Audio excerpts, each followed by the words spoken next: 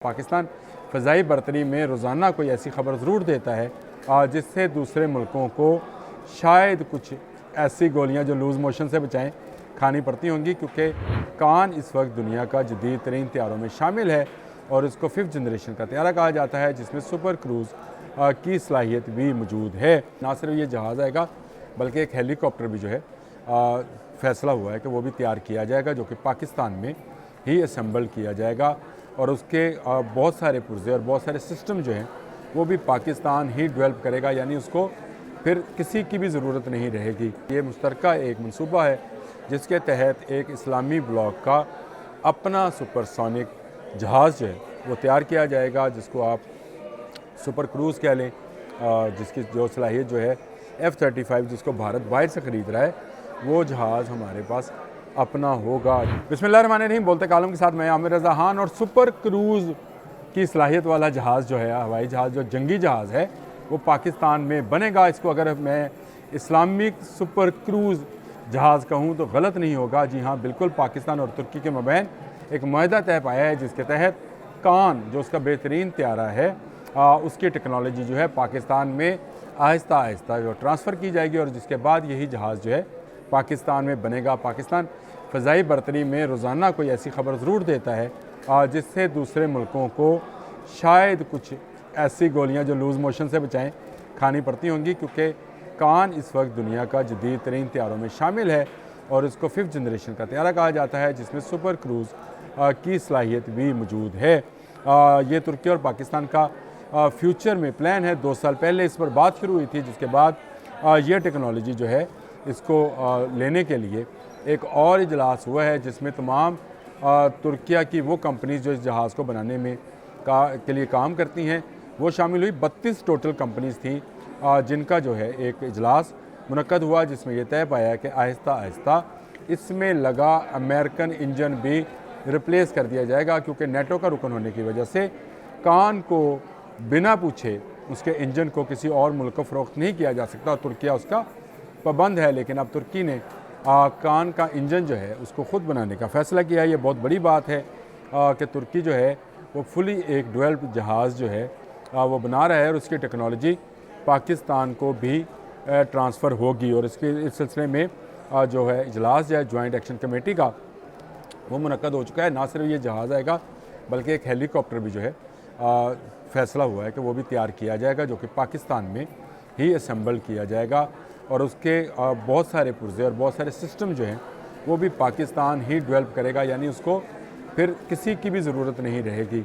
और ये जहाज़ आने के बाद F-16 तो गयो, यानी F-16 से बहुत आगे की चीज़ है ये।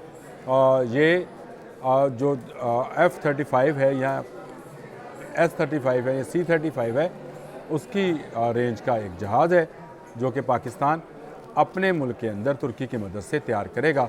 कान इसका नाम है और इसमें एरोस्पेस एंड टेक्नोलॉजी और तुर्क डिफेंस इंडस्ट्री सेक्रेटेरिएट ने मिलकर इस इजलास का इनेकाद किया, जिसमें तमाम 32 कंपनियों ने शिरकत की जो कुछ ना कुछ बनाती है। इसमें पाकिस्तान की कंपनीज भी शामिल है और तुर्किया की कंपनी भी शामिल हैं। इस इजलास में ये भी फ़ैसला हुआ कि अज़रबैजान और सऊदी अरब और पाकिस्तान भी जो है इसमें सारी इन्वेस्टमेंट का करेगा। ये फ्यूचर जहाज़ है जी।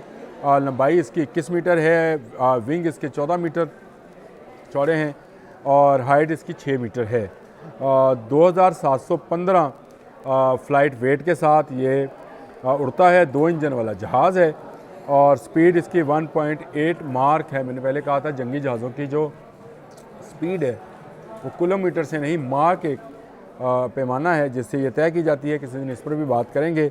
और सर्विस सीलिंग इसकी 55,000 फुट है, यानी 55,000 फीट की बुलंदी पर भी ये इसी रफ्तार से जाएगा। और इसमें सुपर क्रूज़ शामिल है, जो कि किसी मिसाइल की फिर रेंज में ये जहाज़ नहीं आने वाला है।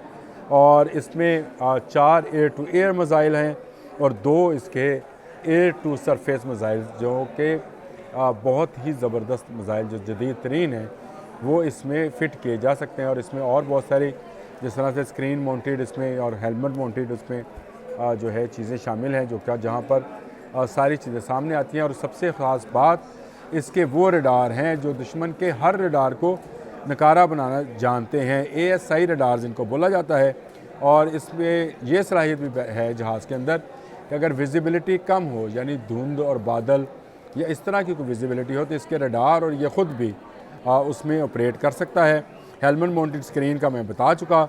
F-35 की तरफ इलेक्ट्रो ऑप्टिकल टारगेट सिस्टम से ये लेस है, जदीद तरीन है। ये F-35 में भी ये सिस्टम मौजूद है, लेकिन तुर्की के कान जहाज़ के अंदर भी ये मौजूद है। तुर्की ब्लॉक बिल्डिंग के तस्वर से तैयार हो रहा है, यानी ये तुर्की में ही सारा का सारा संभल होगा। मैंने आपसे बात की कि इसमें अभी तक जनरल इलेक्ट्रिक का इंजन इस्तेमाल होता है, जो कि अमेरिकन कंपनी है, लेकिन अब तुर्की ने यह फ़ैसला किया है कि कान को आलमी मार्केट में बेचने के लिए वो पाकिस्तान के साथ मिलकर ये मुश्तरका मंसूबा जो है उसको पाया तकमील तक पहुँचाएगा और इंजन भी वो खुद ही डेवलप करेगा। लाजमी बात है कि जनरल का इंजन जो है उसको वो किसी दूसरे मुल्क में नेटो का मेंबर होते हुए नहीं बेच सकता, इसलिए उसे मुकामी तौर पर ही तैयार किया जाएगा और पाकिस्तान में इसके बहुत सारे सिस्टम्स और बहुत सारे रडार्स जो हैं उनको बनाया जाएगा। यानी ये मुश्तरका एक मंसूबा है जिसके तहत एक इस्लामी ब्लॉक का अपना सुपरसोनिक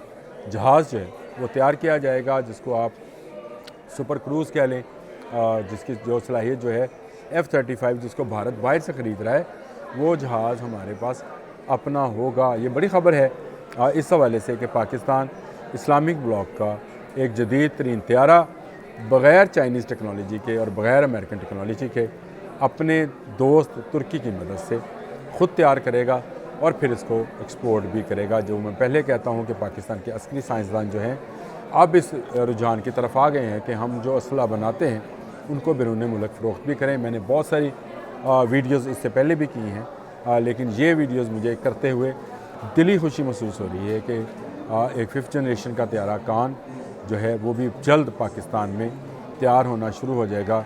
F-17 की धूम पहले से है, JF-17 की धूम पहले से है थंडर की, अब ये कान की धूम भी सारी इस्लामी दुनिया में गूंजेगी और इसमें हमें ज़रूर सऊदी अरब की भी मदद लेना चाहिए, क्योंकि ये बहुत ज़्यादा पैसों का मामला है। लेकिन सऊदी अरब खुश दिली से करेगा, क्योंकि पाकिस्तान अगर ये जहाज़ तैयार करने में कामयाब हो गया तो कोई मुकाबल नहीं होगा ख़ित्ते में दूर तक, बल्कि बहुत दूर तक। आज के लिए इतना ही।